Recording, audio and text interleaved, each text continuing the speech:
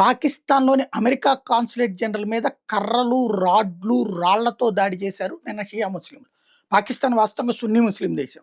But షియాలు కూడా అక్కడ బలంగానే ఉన్నారు. అయితే సంఖ్య తక్కువగా ఉంటుందన్నమాట. ఎక్కువగా ఉన్నటువంటి బంగ్లాదేశ్ ఇంతకుముందు చీలిపోయింది. ఇప్పుడు అంటే అది తూర్పు పాకిస్తాన్‌గా ఉండేది. అది చీలి బంగ్లాదేశ్ అని పేరు ఏర్పరచుకుంది.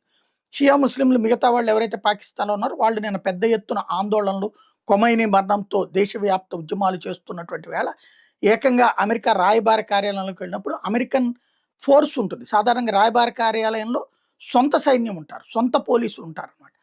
వాళ్ళు ప్రభుత్వానికి ఇన్ఫార్మ్ చేస్తారు. సాధారణంగా అక్కడ ఉన్న ప్రభుత్వానికి ఇదిగో మీ వాళ్ళు ఇట్టా చేస్తున్నారు, కంట్రోల్ చేయండి అని చెప్పేసి. పాకిస్తాన్ ప్రభుత్వం చేతులెత్తేసింది, సైన్యం చేతులెత్తేసింది. ఎందుకంటే వాళ్ళ దేశంలో వాళ్ళని చంపితే తిరుగుబాటు చేసి ప్రభుత్వాన్ని కుప్పకూల్చేస్తారేమో అనేటువంటి భయం ఆసిఫ్ మునీర్‌ది, షాబాజ్ షరీఫ్‌ది.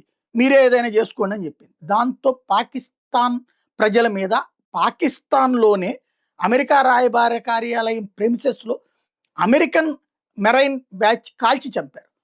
ముందు 8, 10 అని వాళ్ళ పేపర్‌లో రాశారు. కానీ ఫైనల్‌గా 32 పేర్లు బయటకొచ్చాయి. 32 మంది చచ్చిపోయారు. 24 మంది గాయపడ్డారు. దాంతో పరుగులు పెట్టి పారిపోవడం అన్నటువంటిది ఉద్యమకారుల వంతైంది.